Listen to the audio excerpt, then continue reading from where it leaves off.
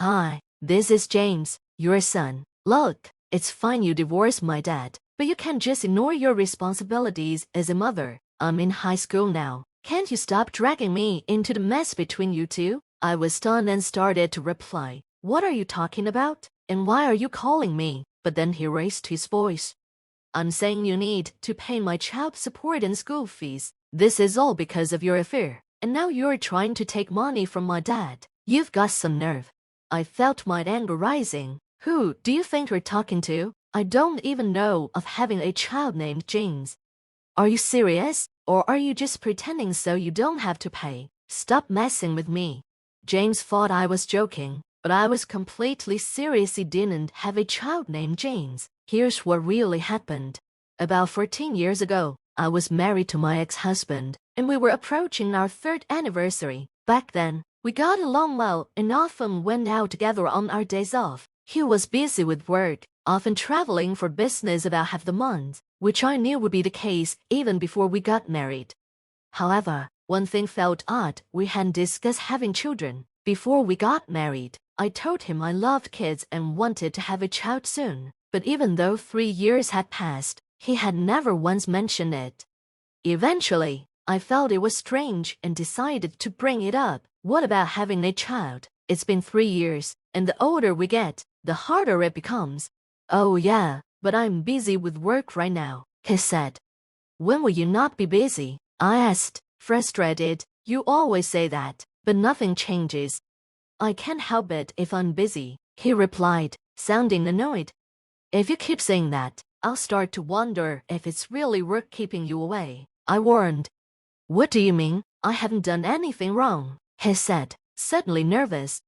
I hadn't actually accused him of anything. I only meant that if things kept going like this, I might start doubting him. But his reaction seemed suspicious, so I decided to look into his activities. I soon discovered the truth behind his business trips.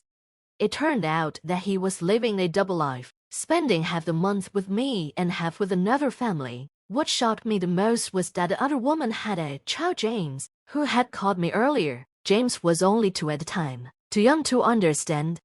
Realizing someone would eventually get hurt, I decided to talk to the other woman. When we met, she seemed to know who I was right away. She didn't look guilty or embarrassed, just calm.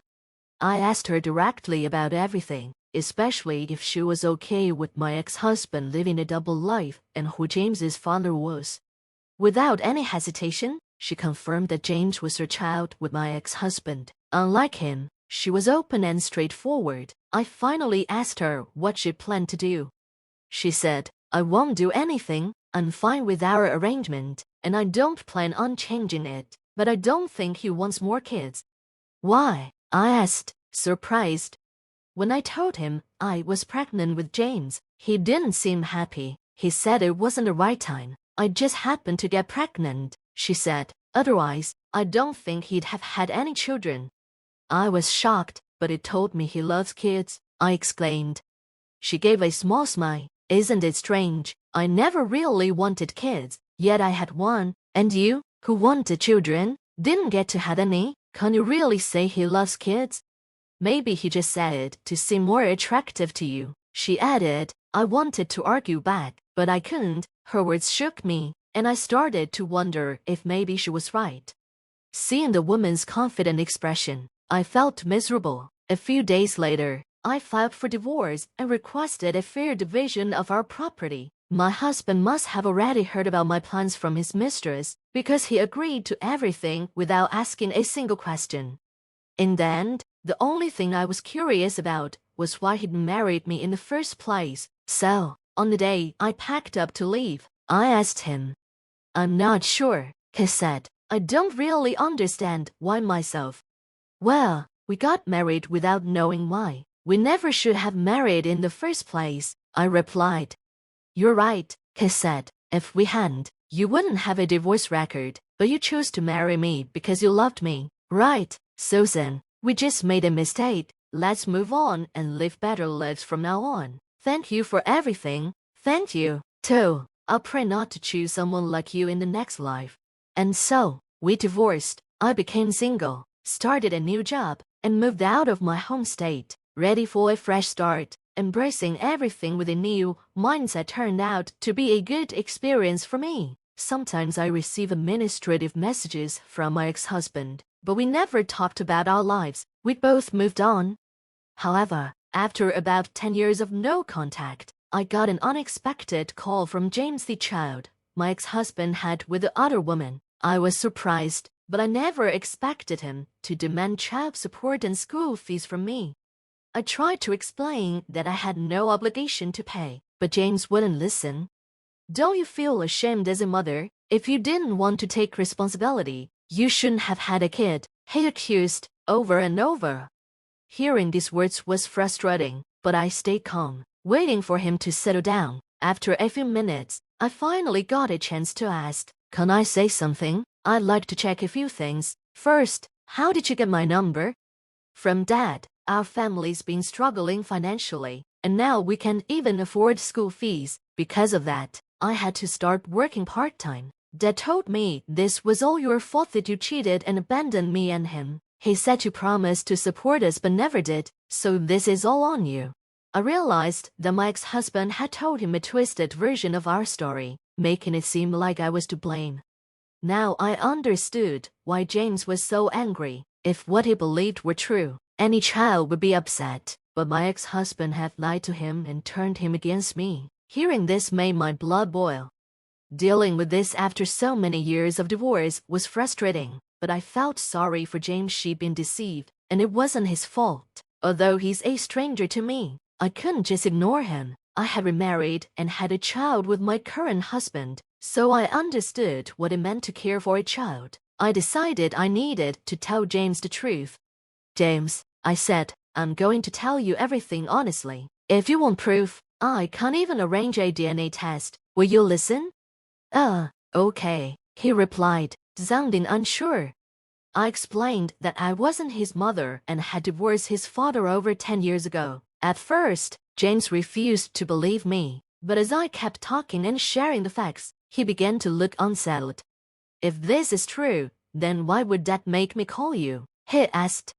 "James, you mentioned you've been working part-time," I said gently. "What happens to the money you earn?" "Dad keeps it," he replied. "High school isn't mandatory, so I thought I'd help out if we were struggling. I don't really need a lot of money anyway." "You really are a good kid," I said, feeling a pang of sympathy. "But haven't you ever wondered why, if they need your help, they can't even pay for your school fees?" "Well, even the phone bill is often late, so I just figured Dad doesn't have enough money." "Is your dad working?" I asked. "Yeah, he goes to the office," he said. Hearing this, I had a sinking feeling. Could my ex-husband be using James's hard-earned money? With that thought, I decided to look into it. "James, can you give me about 3 weeks?" I asked. Sure, that's fine. And please, keep this conversation between us, okay?" I added. "Got it," he agreed. So, I hired a private investigator and waited for the results. Some might say I was being overly generous for doing all this, but I didn't care. I was doing it for James. I wouldn't ignore a child who might be in trouble, even if he wasn't my own. Plus, I hated my ex-husband for lying to his son. While fuming over my ex-husband's behavior, I waited anxiously for 3 weeks to receive the private investigator's report. When it finally arrived, its contents left me in shock and my anger surged even more. It turns out my ex-husband wasn't a full-time employee, just a temp worker. Recently, he'd been laid off and was now on leave. Instead of looking for steady work, he spent most of his days at a casino. Though he made it look like he had a job by wearing a suit each day, James thought his father was working. But in reality, he was just going to the unemployment office and pretending to job hunt. The worst part was that my ex-husband had been asking James for money, playing on his sympathy. Seeing his dad down and out, James handed over all his part-time earnings, thinking it was helping the family. In reality, my ex-husband was using it for gambling and leisure. This was absolutely unacceptable. Determined to set things right for James, I decided to contact my ex-husband's mother. Fortunately, I still had her number saved. "Hello." "Hi, It's Susan. I'm sorry it's been a while, I said, hearing her surprised but warm response. Do you have a moment to talk? After explaining the situation to her, she was silent for a moment, processing everything. My mother-in-law and her sister had never gotten along well with my ex-husband. During our marriage, we rarely saw his family, and after the divorce, we had no contact at all. But she wasn't angry about the divorce itself. In fact, she suspected I'd left for a good reason. I see. I'm sorry, Susan, she said slowly. I thought it would be better for you to hear it from him, so I didn't reach out. But he was having an affair. Yes, I replied, going over the details of his affair and James's birth. Her tone grew angrier as I explained. Oh, I get it now, she said. The reason I wasn't told about James's birth must have been because he didn't want me to know that the child was from his affair. He brought James over a few times, but he told us not to contact you because you'd just given birth yourself and didn't want visitors. Now I understand why. After childbirth, women can sometimes struggle with mental health, so I respected your need for space and didn't reach out. I felt sad when I heard about the divorce, but I kept my distance to respect your privacy. But now I'm happy because James visits me occasionally, even though he's from my son's affair. That's not his fault, and I'm going to support him however I can. You're such a caring grandmother, I said, feeling relieved. Actually, that's why I called. Do you and your husband think you could take James in? He's been working so hard at his part-time jobs, but his dad wastes all that money gambling.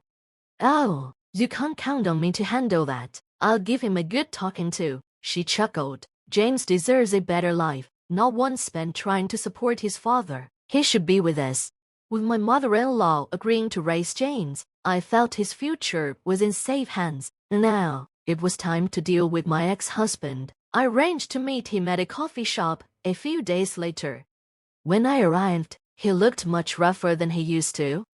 Didn't expect to hear from you. Let me guess, this is about James, right? He said with a smirk. Yes, it is. So why did you have him call me? Oh, I'm dead broke and figured I had nothing to lose. I got caught doing something shady at work and had to quit. Then James's mom took off. But, hey, my mom and James still think I have a job. It's easy to trick everyone if you just act sorry enough. He laughed. James is your son. Don't you care about him at all? He's great. He gives me money. Couldn't ask for a better son. He sneered. Good, I replied calmly. Glad you just said that in front of them. He frowned, confused, as three people stood up from a nearby table and walked over. It was my mother-in-law, her sister, and James. They had all heard him. You're a disgrace, my mother-in-law said, glaring. Even now, you're still the same selfish person you've always been. My ex-husband began stammering, panic clear on his face, unable to put together a coherent response as they watched him, disgusted and disappointed. He occasionally looked over at me, silently begging for help. But I just looked back, unfazed. That face won't save you. You need to face up to everything you've done and realize just how far you've fallen. And with that, this chapter came to an end. Since then, my ex-husband has been continually scolded by his mother, her sister, and his father, who made sure he was put to work. He now does manual labor job arranged by his father, who believes hard work might improve his character. His paycheck has deductions for child support, an arrangement my father-in-law made with his employer. This money goes directly to my in-laws, who use it to cover James's school fees and other expenses. James now lives with his grandparents. He's completely done with his father but has grown close with his grandparents, showing them nothing but kindness. He really is a sweet kid. I don't know if everything I did was right, but things are definitely better for them than before. From the bottom of my heart, I hope James finds true happiness. As my mother-in-law once said, children are never at fault for the mistakes of their parents.